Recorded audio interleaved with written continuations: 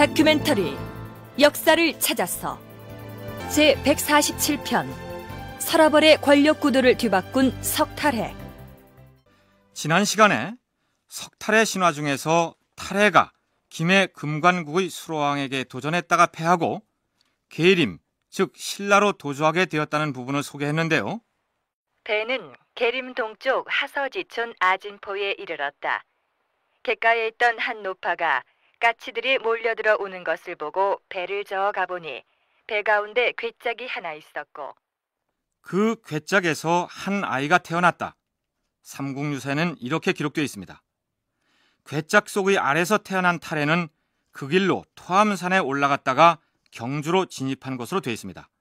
그러나 삼국사기 탈해왕조에는 또 이렇게 적혀 있습니다. 괴짝이 처음에는 금관국의 해변에 이르렀는데 금관국 사람들이 괴이하게 여겨 이를 거두지 않으므로 괴짝은 다시 바다에 떠서 진안의 아진포에 이르렀다. 해변에 있던 한 노파가 괴짝을 열어보니 그 속에 어린아이가 있으므로 아이를 거두어 집으로 데리고 가서 길렀다. 아이는 자라서 키가 9척이나 되고 용모가 준수하고 성품이 너그럽고 지식이 뛰어났다. 어떤 사람이 말했다. 이 아이의 성을 알지 못하니 성을 지어주어야겠는데 처음에 괴짝이 바다에 떠올 때 까치가 울었단 말이야. 그렇다면 까치 작자에서 오른쪽에 붙은 새 조자를 떼버리면 예석자가 남으니까 석시로 성을 정하면 되겠고 이름은 이 아이가 괴짝을 풀고 나왔으니 풀어 헤치고 나오다란 뜻으로 탈해라 정하는 게 옳을 것이야. 이렇게 해서 이 신화의 주인공은 우리가 흔히 금석지감이라고 할 때 쓰는 옛날을 나타내는 석씨를 성으로 얻게 되는데 혁거세의 박씨와 어깨를 나란히 했던 신라 초기의 막강했던 석씨 세력의 시초가 된 것입니다. 그렇다면 이 석탈해가 어떻게 해서 사로국의 본거지로 진입하게 되는지를 살펴볼까요? 탈해는 처음에 고기잡이로 직업을 삼고 늙은 어머니를 봉양하였는데 조금도 게으른 빛이 없었다. 너는 골상의 생김새부터가 보통 사람하고는 다르니 마땅히 학문을 닦아서 세상에 공명을 세워야 할 것이야. 그리하여 탈해는 오로지 학문에만 정진하게 되었는데 지리에도 밝았다. 자, 주변 지리를 익히고 난 탈해가 이제 사로국의 심장부인 경주의 한복판으로 진입한다는 얘기인데요. 여기서 한두 가지 짚고 넘어갈 부분이 있습니다. 삼국유사 가락국기에는 탈해가 수로왕에게 도전했다가 패하고 나서 신라로 도망친 것으로 되어 있습니다. 그런데 삼국사기에는 진안의 하서지촌에 괴짝이 떠밀려와서 열어보니 거기서 사내 아이가 태어나고 그 하서지촌의 아진포라는 곳에서 성장한 다음에 경주로 진입한 것으로 되어 있습니다. 가락국의 수로왕과 한바탕 결전을 치를 정도의 막강한 실력자의 탈해는 어디로 가고 어떻게 해서 괴짝 속의 갓난아이가 되어서 노파의 보호를 받으면서 성장했다는 얘기일까요? 그 설화상에 보면은 하서지촌의 그 수장 그쪽에 원래 자리를 잡고 있었던 이 수장층에 의해서 처음에 수용이 되었다가 이제 들어온 것으로 되어 있는데 일단 수로왕에 의해서 패배한 이후 상황이 굉장히 곤란하게 된 탈해 세력이 이쪽 아진포 쪽으로 피신했다가 결국 경주 세력하고 연합을 이제 형성시키고 경주로 들어온 그런 상황을 설명하는 게 아닌가 생각이 됩니다. 대구 카톨릭대 강종원 교수의 분석에 따르자면 금관국의 수로왕에게 도전했다가 패한 전력이 있기 때문에 일단 경주 외곽의 하서지촌에 머물면서 그곳 촌장을 비롯한 토착 세력의 도움을 받아서 세력을 재정비한 시간이 필요했던 것이다. 이것을 신화에서는 어린 탈해가 한 노파의 도움으로 학문을 연마한 것으로 표현한 것이다. 이런 얘기입니다. 그렇다면 탈해 일행이 사로국에 진입하기 전에 배를 타고 도달했다는 하서지촌의 아진포는 지금의 어디일까요? 역사학자들은 대체로 지금의 경주시 간포읍 간포리로 추정해 왔습니다. 그런데 시사주간지 한겨레 20일 1997년 9월 11일자에는 탈의 신화에 등장하는 하서지촌의 아진포에 대한 흥미로운 기사가 실려 있습니다. 당시 상명대 국문과 교수였던 윤철중 교수가 삼국유사에 나오는 탈의 신화의 무대를 찾아 나섰다는 내용인데 간단히 소개하면 이렇습니다. 석탈해가 닿았다는 아진포는 어디일까? 누구는 영일이라 했고 누구는 간포라고 했다. 한 일본 학자는 하설이라는 마을이라 했다. 조선제에 나온 읍지를 훑고 지도를 뒤져도 아진포는 몽롱했다. 직접 찾아보는 수밖에 없었다. 학자들이 거명한 영일과 간포, 그리고 하설이 일대를 무턱대고 헤맸다. 버스도 닿지 않은 길을 걸어 전설의 고향을 더듬어 나갔다. 그러다 행운을 만났다. 하설이에서 북쪽으로 10리쯤 떨어진 곳에 나알이란 마을이 있다는 말을 들은 것이다. 삼국유사 혁거세 신화에 내아라는 지명이 나온 터라 귀가 솔깃했다. 아니나 다를까 나알의 주민들은 마을의 옛 이름이 아진포였다는 기억을 토해냈다. 그러면서 삼국유사에는 언급도 안 된 새로운 이야기까지 들려주었다. 마을 앞 갯가에 혼바위란 돌섬이 있고 탈해가 그 바위로 올랐다는 것이다. 그러니까 탈의 일행이 김해의 수로왕에게 패한 다음 금광국 군사들이 추격을 뿌리치고 도주해서 상륙했던 지점이 지금의 경주시 양남면 나알이라는 갯마을이었다. 이런 얘기입니다. 그렇다면 아진포에서 전력을 재정비한 탈의 세력은 어떻게 해서 사로구의 권력 중심으로 진입했을까요? 탈해는 시종 2명을 데리고 토암산에 올라가 돌무덤을 만들고 이래 동안 머물렀다.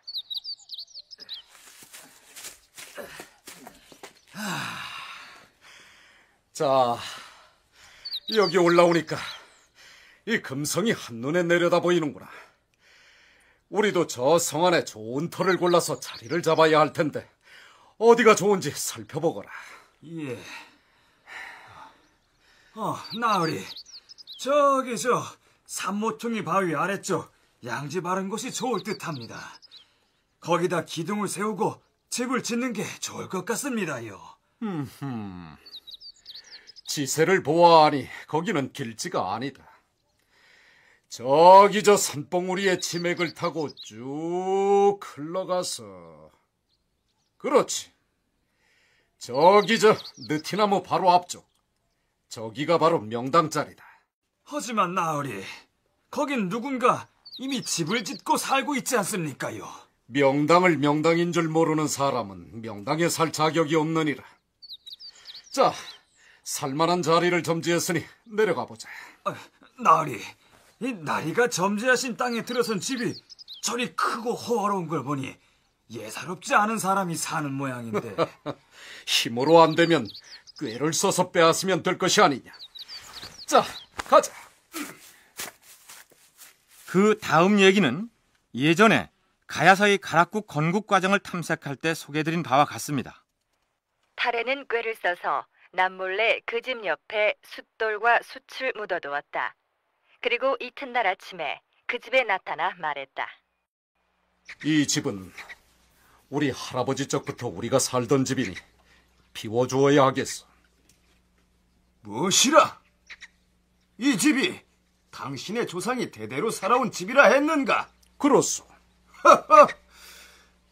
내가 이 터를 다듬어 기둥을 세우고 지붕을 올렸거늘 무슨 소리를 그리 하는가? 서로 시비를 따지다가 결판을 못 내고 관가에 고발하게 되었는데. 그대는 무슨 증거로 이 집을 그대의 집이라 하는가? 우리 집은 본래 대장장이인데 잠시 이웃지방에 나가 있는 동안에 다른 사람이 집을 빼앗고 차지하고 살고 있기에 되돌려 받으려는 것입니다. 믿지 못하시겠다면 주변의 땅을 한번 파보시옵소서. 땅을 파보라. 좋다. 이어봐라. 집 주위를 파보도록 하라.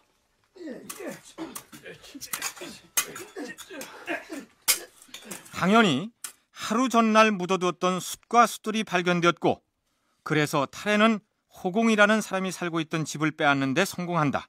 이런 얘기입니다. 그런데 앞에서 소개한 이야기만을 근거로 판단하자면 석태래라는 인물은 술수에 능한 모략가의 기질을 타고난 사람인 것 같다는 그런 부정적인 느낌이 들지 않습니까? 하지만 이 신화 자체가 신라인들에 의해서 만들어져서 전승되었다는 점을 감안하면 그런 부정적인 의미로 쓰여지지는 않았겠죠. 대구 카톨릭대 강종훈 교수와 인하대 서영대 교수의 얘기를 차례로 들어보시죠.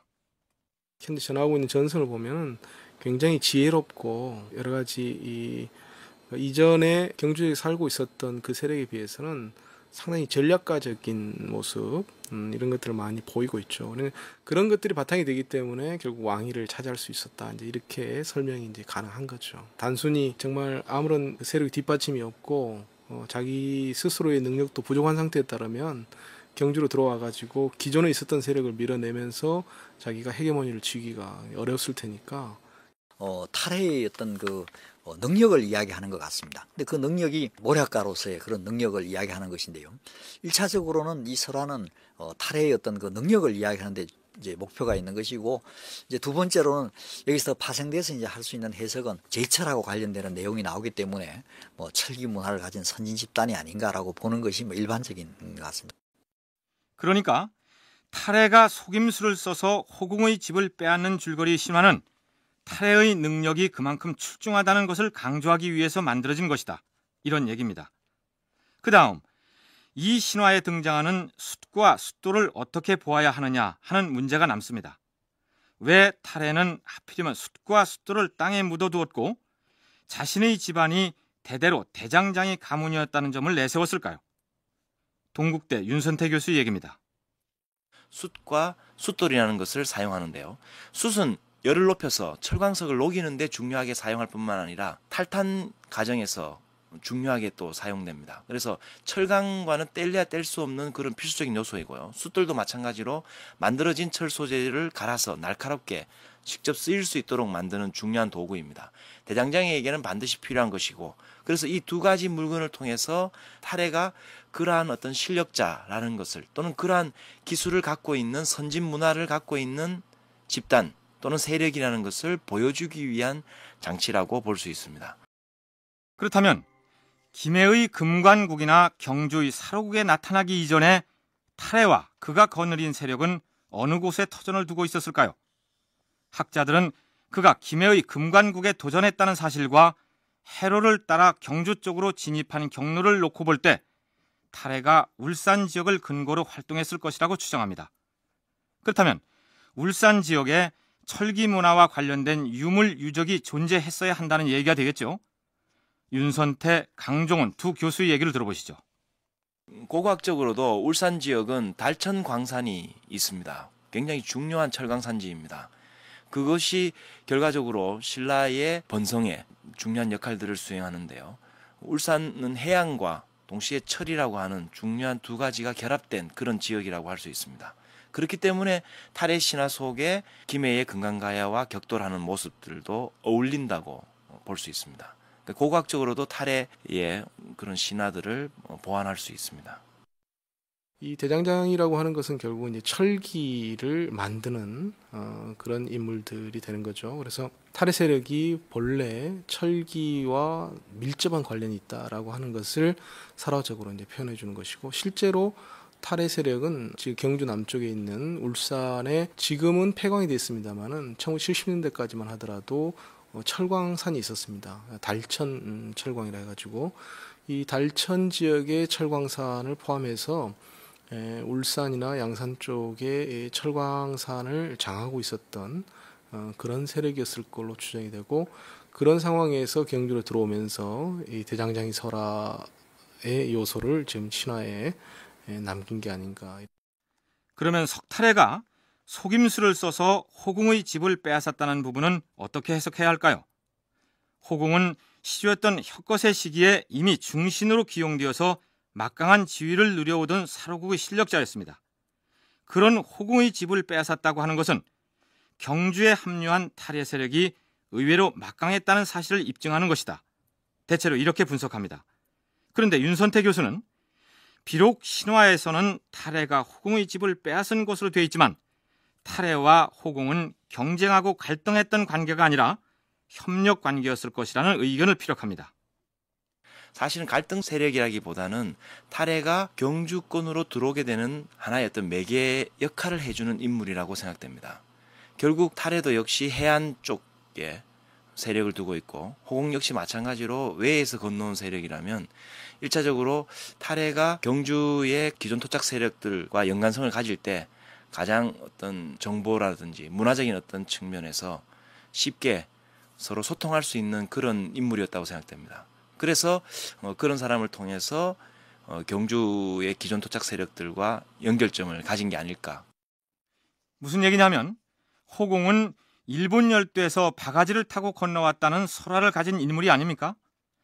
타레가 울산 지방에 근거를 두고 있을 때 외국에 철을 교역하는 과정에서 타레 세력은 김해의 금관국과 경쟁을 했을 것이고 그 과정에서 외에서 건너온 호공과 타레는 이미 서로 통했던 사이다. 이런 얘기입니다. 말하자면 타레가 수로왕에게 패하고 하서지촌의 아진포에서 세력을 재정비하고 있을 때 경주에서 호공이 타레를 찾아옵니다. 어서 오시오, 호공. 이게 얼마만입니까, 나으리? 그래, 지금 사로국에서 자네의 입지가 어떠한가?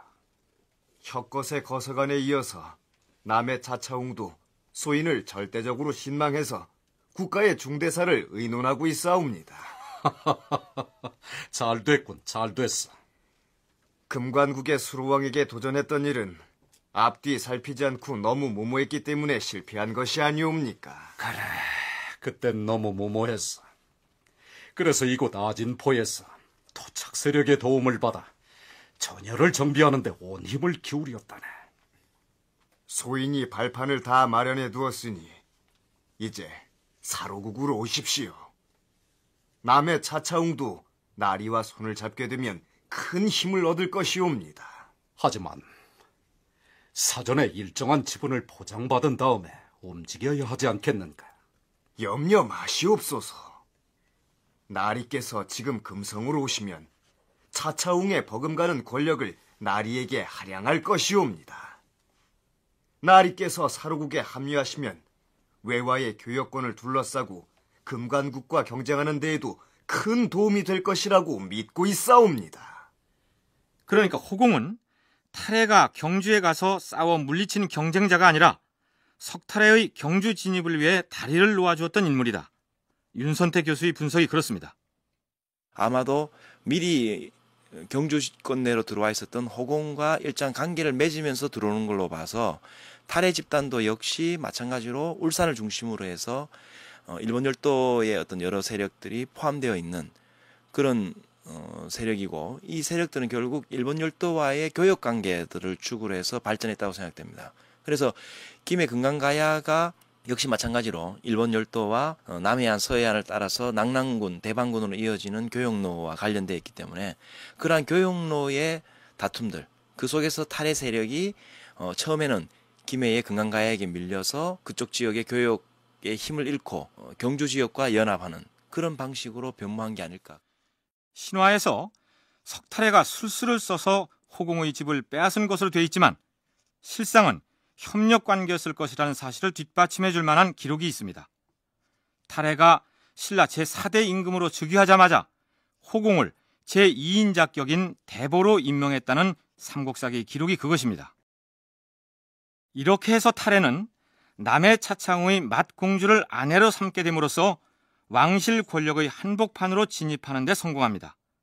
그런데 석타레 신화의 마지막 부분에는 흥미로운 내용 하나가 덧붙여져 있습니다. 이른바 요내정이라는 우물에 얽힌 설화인데요. 삼국유사의 해당 부분을 소개하면 이렇습니다.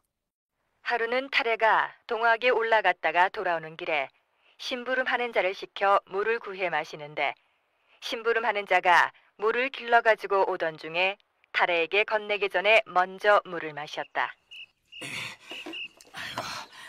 아이고, 이거 가식거리가 목마르긴 나도 마찬가지인데. 나 모르겠다. 나 먼저 마시자. 아이고, 웬일이야? 물그릇이 입에 붙어서 떨어지질 않네. 아니, 여기 무슨 일이냐?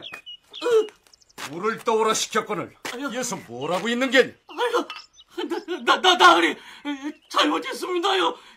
다음부터는 나리에게 들으기 전에 절대로 물을 만져 마시지 않겠습니다요. 아이고, 이제야 따라섰네. 이후부터는 심부름하는 자가 감히 속이지 못하였다. 여기 나오는 동학이란 토함산을 일컫습니다. 그런데 하인이 물을 먼저 먹으려고 하니 그릇이 입에 붙어버렸다는 얘기는 또 무슨 의미일까요? 그 무대가 경주의 동학, 토함산 이쪽과 일정한 관련을 가지고 있습니다. 그래서 석탈해가 울산 지역에서 경주로 들어올 때 토함산을 먼저 자기의 기초로 해서 건너오고 있습니다. 나중에 석탈해가 죽고 난 다음에도 동학의 대왕으로 또는 동학의 신으로 숭배를 받는데요. 그것은 석탈해가 울산과 토함산으로 진출해 들어왔다는 것을 보여줍니다. 그래서 결국 울산 지역에서 경주로 들어올 때 토함산 지역을 복속시켜야 되는데요. 그런 복속의 이미지가 결국에는 백이라고 하는 인물, 석탈해의 부하로 나오는 인물을 통해서 현실화될 수 있다고 생각됩니다. 그러니까 상전을 몰라보고 몰래 물을 마시다가 혼쭐이 난 그 하인은 토함산 일대에 먼저 와서 털을 잡고 있던 세력을 일컫는 것이고, 그 하인이 잘못을 뉘우쳤다는 얘기는 탈해가 그 지역을 자기 수중에 복속시켰다, 이런 의미가 되겠죠. 자, 그럼 석탈의 신화를 살펴보는 일은 이쯤에서 마치기로 하고 다시 남해 차차홍식의 사로국이 어떻게 돌아가고 있는지 살펴볼까요? 경들은 들으라. 짐은 이 대전에 탈해에게 공주를 출가시켜서 일찍이 부마로 삼은 적이 있다. 이제 다시금 탈해를 대보로 삼고 군국정사를 위임할 것이니 대보의 명을 어명받들듯 해야 할 것이다. 알겠는가? 예, 대왕마마.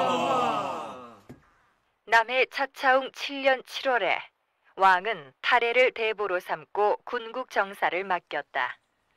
김부식은 삼국사기에 탈해를 대보로 임명했다는 부분을 기술하면서 대보는 곧 고려시대로 말하면 재상과 같다고 보충 설명을 하고 있습니다. 그렇다면 대보라는 관등이 당시에 실제로 있었을까요? 탈해를 대보로 임명했다는 말은 중국적인 사고가 들어가 있습니다. 보라고 하는 것은 중국에서는 보신이라고 해서 왕을 도와주는 재상급을 일컬을 때 보신 또는 대보라는 어떤 표현들을 사용하고 있습니다. 고구려에서도 초기에 국상이 나오기 이전에 자보, 우보, 대보라고 하는 명칭들이 나오고 있습니다. 이것은 그냥 편의적으로 후대의 역사가들이 왕에 준하는 중요한 존재를 부각시킬 때 사용했던 그런 용어들이라고 생각됩니다. 그 당시에 그러한 용어가 있었다고는 생각되지 않습니다. 그렇지만 이런 용어를 통해서 탈해가 신라 세력권 내에서 중요한 비중을 갖고 있었던 인물 또는 세력이었다는 것을 알 수가 있습니다. 그러니까 당시의 사로국의 대보라는 관등은 실제하지 않았다는 얘기입니다. 어쨌든 남해 차차홍이 탈해와 정략 결혼을 실행하고 뒤이어 왕의 지위에 버금가는 벼슬을 내어준 것은 기존의 박씨 세력으로서도 탈해 세력이 절실히 필요했기 때문일 것입니다. 강종훈 교수 얘기입니다. 박씨 세력이라든지 그리고 박씨를 추대했던 육촌장 세력의 입장에서 보면은 이 세력이 들어온 게 진안 지역에서 자기들의 힘을 키우는 데 있어서는 굉장히 큰 도움을 받을 수 있는 것이었기 때문에 두 세력, 그러니까 들어오는 세력과 받아들이는 세력 모두 이해가 일치되는 것이죠. 한쪽에서는 이제 세력이 지금 굉장히 밀려가지고 어쩔 수 없이 들어가게 되는 입장이었고, 또 한쪽에서는 그 세력들을 일단 수용함으로써 자기들의 어떤 힘을 더 강하게 할 수 있는 그런 상황이기 때문에 양자 간의 연맹이 결성되게 된 것 같고, 탈해가 원래 무시할 수 없는 힘을 갖고 있었기 때문에 정치적으로 중요한 비중을 갖고 있는 그런 자리를 주지 않을 수 없었던 상황을 말하고 있는 것으로 봅니다. 그런데 윤선태 교수는 사로국의 건국 세력인 박씨 세력이 탈해 세력을 받아들인 것은 단순히 육부 안에서 자신들의 입지를 강화하려는 목적이라기보다는 김해 금관국을 염두에 둔 포석이었다. 이렇게 진단합니다. 김해를 중심으로 하는 세력들에 대해서 진안이 하나의 어떤 새로운 구조 변화의 한 일부분이라고 저는 그렇게 생각됩니다. 결과적으로 울산과 경주의 세력군이 결합함으로 인해서 김해에 대항할 수 있는 하나의 어떤 축이 만들어지는 것이고, 결과적으로 박씨들에게도 석탈의 세력을 끌어들임으로 인해서 진안 지역에서 가장 강력하고 또 효과적으로 금강가야의 어떤 진출을 막아낼 수 있는 그런 힘을 축적할 수 있는 계기가 됩니다. 만약에 울산과 경주가 서로 싸웠다면은 금강가야에 의해서 통제되는 측면들이 더욱더 강했을 것입니다. 그렇지만 두 세력이 이제 서로 연합했기 때문에, 한마디로 김해 금관과의 도전에서 살아남기 위해서 경주 세력과 울산 세력이 손을 잡은 것이다. 이런 얘기입니다. 대왕마마, 지금 우리 사로국 해변에 외병이 몰려와 약탈을 자행하고 있어옵니다. 뭐라? 외국에서 도적대가 몰려와서 백성을 괴롭힌다는 것이냐? 아니면은 외국의 군사들이 몰려왔다는 말이냐? 100척이나 되는 외국의 병선이 침투해서 해변 민가를 노략질하고 있어옵니다. 허허, 아니 되겠다. 육부에 연락해서 날랜 병사들을 징발하여 줄 터이니 그들을 이끌고 가서 외적을 소탕하도록 하라. 예, 대왕마마.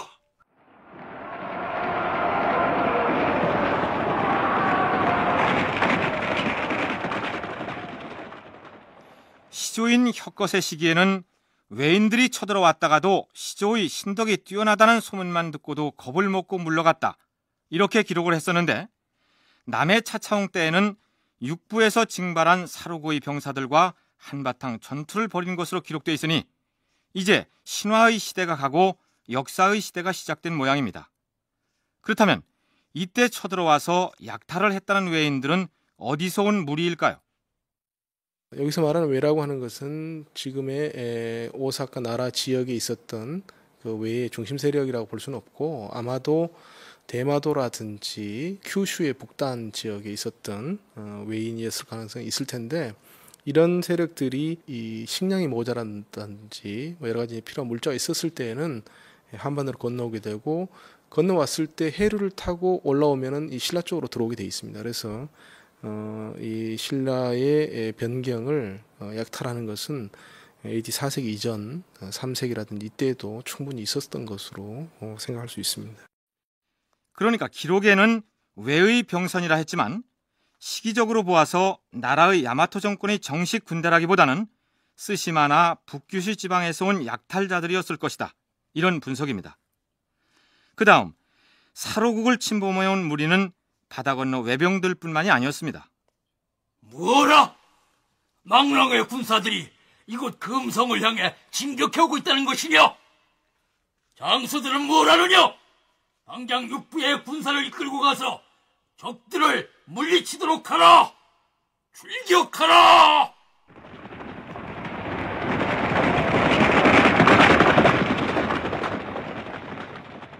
낭낭의 군사들이 서라벌의 힘이 허약하다고 믿고 금성을 공격해오므로 상황이 위급하였다.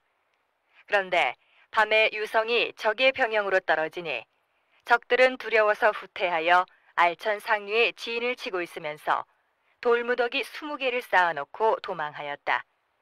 이때 육부의 군사 1000여 명이 적을 추격하여 토암산 동쪽으로부터 알천에 이르렀는데, 멈춰라!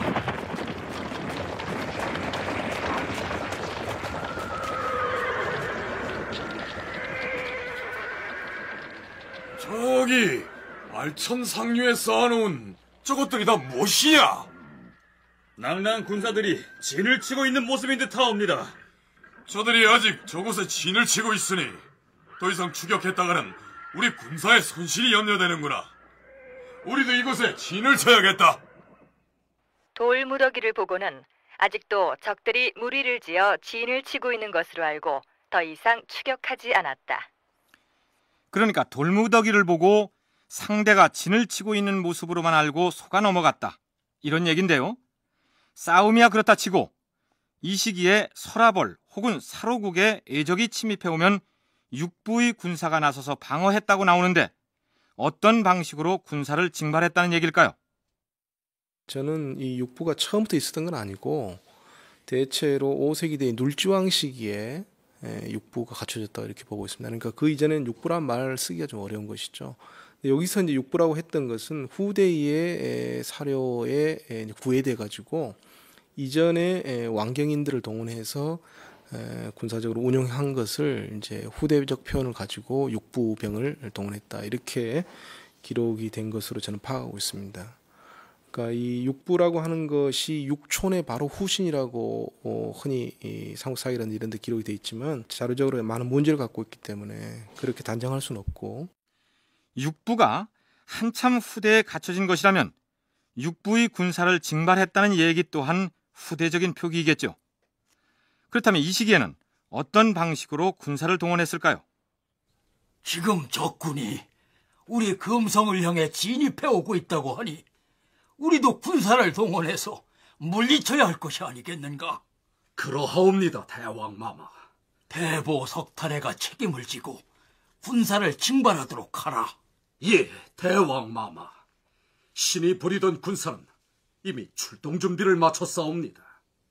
하오니 육촌장들에게 어명을 내리시어 휘하의 군사를 모두 동원하라 이르시옵소서. 그러니까 이때 사로국의 군사라면 탈해가 이끌고 경주로 들어온 석시 집단의 군사들과 또한 박씨를 왕으로 추대했던 육촌장의 군사들, 그리고 평시에 왕경에 머물러 있던 왕실 호위병 등을 망라했을 것이고, 삼국사기에는 이를 일컬어 육부의 군사들이라고 칭했겠죠. 윤선태 교수는 중국 문헌에 나타난 부여나 고구려 관련 기록을 근거로 이 시기에 신라에서 군인으로 전쟁에 참여할 수 있는 대상은 일부 선택받은 특수계층이었을 것이다, 이렇게 분석합니다. 부여나 고구려의 전쟁 기사들을 보면은 제가들이 싸움을 주도하고 일반 하오들은 곡식을 나르는, 병참을 나르는 존재로 묘사되어 있습니다. 그러한 상황들을 본다면 신라도 마찬가지로 초기에 전투의 중심 편성 방식들은 일반 시족의 가장 우월한 족속들이 전쟁의 전사로서 참여하고 평민들은 거기에 식량들을 조달하는 방식으로 전투가 전개되었을 것입니다. 그것을 삼국사기에서는 초기에 육부의 병사들이라고 특별하게 표현하고 있는 것 같습니다. 고대의 경우 전쟁에서 약탈을 하는 것이 일종의 생산 활동이었기 때문에 갑옷과 무기를 갖추고 전장에 나갔다가 전리품을 분배받을 자격이 있는 군인은 귀족 계급에 해당하였다, 이런 얘기죠. 물론 신라의 군사 징발 방식이나 군인의 신분이 부여 혹은 고구려와 같았는지는 알 수 없는 일이지만 말입니다. 남해 차차웅 15년에는 가뭄이 심하고 병충해까지 번성해서 나라에서 창고의 곡식을 풀어 백성을 구제하였다는 기록이 이어집니다. 기근이 들었을 때 가난한 백성을 구휼하는 일이야 본래 군주가 하는 일이니 특별하다 할 것이 없는데, 남해 차차웅 16년의 기록을 보면 특이한 내용이 올라 있습니다. 대왕마마, 저쪽 북명에서 농사를 짓는다는 한 촌부가 귀중한 물건을 대왕마마께 바치겠다고 찾아왔사옵니다.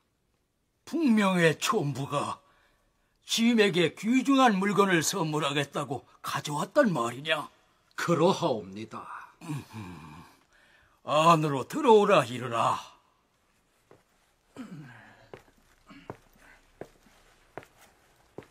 그대는 어디서 온 누구인고? 대왕마마, 소인은 북명에서 농사를 짓는 한낱 촌부이옵니다. 짐에게 선물로 주겠다는 귀중품이 무엇이냐? 대왕마마, 소인이 밭을 갈다가 인장 하나를 주었사온데 아무래도 예사로운 인장이 아닌 듯 싶어 가져왔사옵니다. 어디 그 상자의 뚜껑을 열어보라. 예, 대왕마마.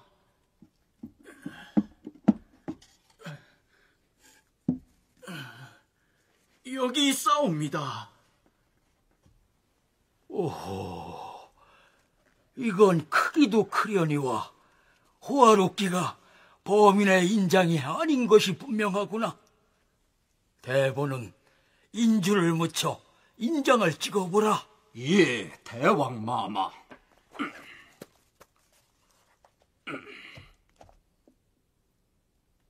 아니, 대왕마마, 이건 예왕의 도장이옵니다. 무엇이라? 예왕의 도장이라? 삼국사기의 관련 기록을 그대로 소개하자면 이렇습니다. 남해 차차웅 16년 2월에 북명 사람이 밭을 갈다가 예나라 왕의 인장을 얻어서 이를 나라에 바쳤다. 북명은 지금의 강원도 강릉입니다. 그리고 예라는 나라는 강릉을 도읍으로 삼았던 부족 국가입니다. 요즘식으로 얘기하자면 강릉에서 농사짓는 촌부가 밭갈이를 하다가 예라는 나라의 임금의 옥새를 주워다가 사로국의 왕에게 바쳤다. 이런 얘기가 됩니다. 삼국사기의 이 기록을 두고 민족주의 사학자 신채호는 통렬한 비판을 가했는데, 신채호가 쓴 조선상고사의 일부 내용을 소개하면 이렇습니다.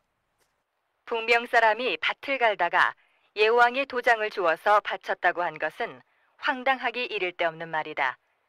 그곳 농부가 밭에서 왕의 도장을 주어서 수천 리를 걸어와서 경주 한 구석의 작은 나라 신라 왕에게 바쳤다고 하는 것이 어찌 가당키나 한 얘긴가. 그러면서 신채호는 8세기에 제외했던 신라의 경덕왕이 북명의 고족들을 원주에서 강릉으로 옮긴 다음에 조작해놓은 황당한 얘기다. 이렇게 덧붙이고 있습니다. 한마디로 삼국사기 이 기록은 말이 안 된다는 얘기인데, 그렇다면 말이 되는 쪽으로 해석을 해보기로 할까요? 우선 경상북도 영일군 신광면 마주리에서 진솔선 예백장이라는 인장이 출토된 적이 있다는 점을 상기할 필요가 있습니다.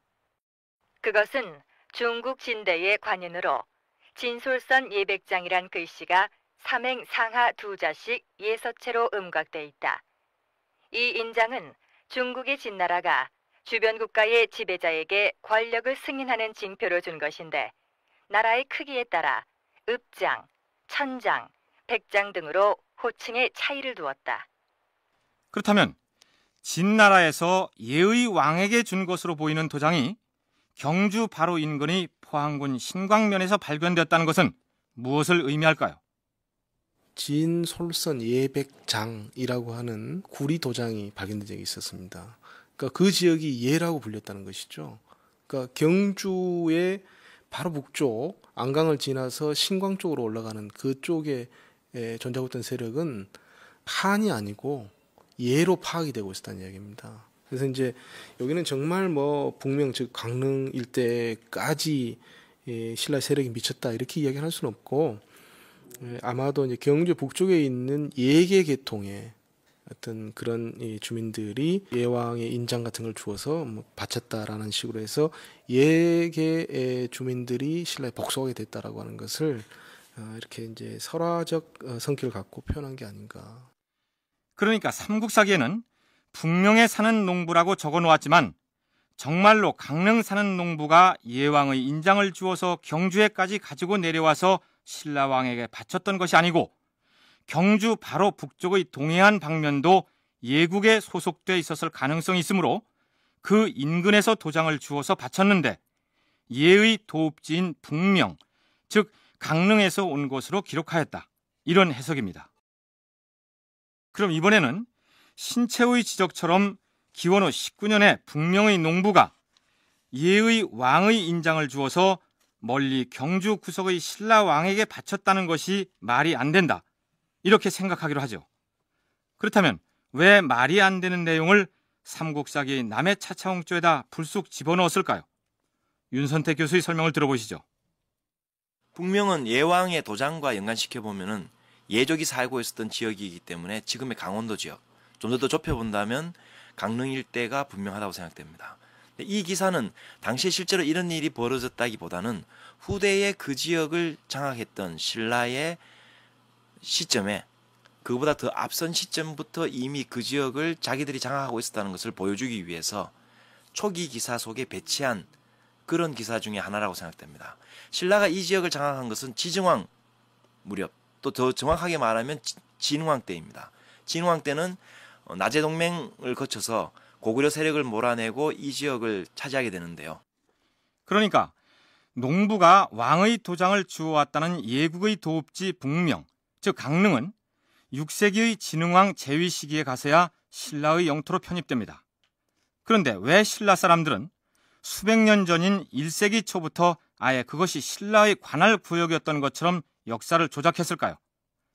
그 지역을 둘러싼 고구려와의 영토 분쟁 때문이었다는 게 윤선태 교수의 주장입니다. 단순하게 지역에 대한 영고권만을 주장하는 것이 아니고 고구려와의 어떤 세력 갈등 관계 속에서 그 지역에 대한 자기들의 영고권들을 일찍부터 강조하는 것이죠. 왜냐하면은 그 지역을 빼앗긴 고구려가 계속적으로 진흥왕 이후에 그 지역을 차지하려고 압박을 가해옵니다. 예를 들면 온다리, 중령 이북 지역들에 대한 영고권을 주장한다든지 연개소문이 나중에 김춘추와의 관계 때 그런 표현들을 사용하고 있는데요. 그 점들은 전부 다 신라가 사실은 그 지역이 자기들 땅이라는 걸 미리 영고권을 이야기하고 싶어하는 그런 충분한 동기가 될 수 있다고 생각됩니다. 무슨 얘기냐면 고구려는 남진 정책을 쓰고 신라는 동북 쪽으로 영토를 확장해 올라가는 과정에서 강원도 강릉 일대를 두고 두 나라가 각축전을 벌이는데, 참고로 고구려와 신라가 각축을 벌일 때에는 강릉 일대를 하슬라 혹은 아슬라라고 불렀습니다. 하슬라는 자고로 우리 고구려의 영토인데 어찌하여 신라가 자꾸 침범하여 강점하려 드는가? 무슨 소린가? 그곳은 본디 우리 신라의 영역이다. 하슬라가 본디 신라의 영역이라니 무슨 근거로 그런 말을 하는가? 우리 신라의 역사책을 들여다보면 알 것 아닌가? 제2대 임금 남해 차차홍 때 북명 사는 농부가 왕의 인장을 주워다 우리 신라의 임금에게 바쳤다는 구절이 안 보이는가? 까마득한 옛날부터 그 땅은 우리 신라의 소유였다는 걸 이제야 믿겠는가? 그렇게 그 지역이 일찍부터 신라의 예속된 땅이었다고 연고권을 주장하기 위해서 그런 구절을 만들어 넣었다, 이런 해석입니다. 남해 차차웅 21년 9월에 왕이 돌아가심으로 사릉원에 장사 지냈다. 제2대 남해 차차웅은 재위 21년째이던 서기 24년에 세상을 떠납니다. 신라 제3대 임금의 이름은 삼국사기에는 유리이사금으로 나와 있습니다. 삼국유사에는 노래왕이라고도 표기하면서 유래왕이라고도 한다, 이렇게 덧붙이고 있습니다. 그런데 제14대 임금의 이름이 역시 유래이사금입니다. 삼국유사에는 이제 유리이사금을 노래왕이라고 표현하고 있습니다. 이것은 유리이사금 이후에, 유리이사금 이제 제3대 왕인데 신라 이제 14대 왕에 보면은 유래이사금이 또 있습니다. 근데 삼국 유사에서는 이게 이제 유래이사금하고 후대에 나오는 14대 왕 유래이사금하고 3대 왕 유래이사금을 구별할 필요가 있는 것이죠. 그래서 똑같이 유래이사금 하면은 이게 혼동이 되니까 앞에 나온 우리가 흔히 유리이사금이라고 삼국사에서 표현하는 이 3대 왕을 노래왕이라 해가지고 명칭을 이제 구별해서 쓰고 있는 겁니다. 우리는 일단 삼국사기 표기를 따라서 유리이사금이라고 칭하도록 하죠. 이름이야 그렇다 치고 제2대 남해 차차웅이 죽자 후임 왕을 정해야 했을 텐데 고대 국가 시기에 왕위 계승을 둘러싸고 일어났던 일 중에 이보다 엉뚱하고도 흥미로운 경우는 아마 드물 것입니다. 무슨 일이 있었느냐고요? 처음에 남해 차차웅이 죽자 태자 유리가 마땅히 즉위해야 할 것인데 대보 탈해가 본래 덕망이 있으므로 유리는 임금 자리를 그에게 양보하려고 하였다. 탈해는 선왕의 사위이고 유리는 선왕의 맏아들로서 태자인데 마땅히 왕위에 올라야 할 태자가 탈해에게 왕위를 양보하려고 했다는 얘기입니다. 말하자면 처남과 매부 사이에 서로 왕위에 오르라고 양보하는 진풍경이 벌어진 것이죠. 그럼 어떻게 결정을 했느냐고요? 탈해가 이렇게 말합니다. 왕위는 나 같은 용렬한 사람이 감당할 자리가 아닙니다. 듣건대 성스럽고 지혜로운 사람은 이가 많다고 하오니 우리 둘 중에 누가 더 이가 많은지 그걸로 판가름을 했으면 하옵니다. 그 얘기는 나도 익히 들어서 알고 있습니다. 그러면 우리 천안매부지간에 누구이가 더 많은지 확인해 보십시오. 그렇게 합시다. 좋은 방법입니다. 좋아요. 그렇게 하지요. 자, 떡 2덩이를 가지고 들어오도록 하라.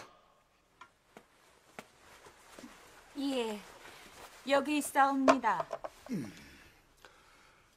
두 분께서는 이 떡을 입에 넣고 깨무시옵소서. 태자인 유리와 선왕의 사위인 타레가 떡을 입에 넣고 깨물었다는데 그 결과가 어찌 되었을까요? 떡에 나타난 입금을 헤아려 보니 태자마마께서 더 많으십니다. 태자마마, 왕위에 오르시옵소서. 대왕마마, 감축드리옵니다. 이에 따라 군신들이 유리를 받들어 왕을 세우고 칭호를 이사금이라 하였다. 그런데 통일 신라 시기 학자인 김대문은 이사금에 대해서 이렇게 풀이한 것으로 삼국사기에 기록되어 있습니다. 이사금은 방언으로서 입금 또는 나이의 순서를 말한다. 옛날 남의 임금이 돌아가시려 할 때 아들 유리와 사위 타레에게 이렇게 일렀다.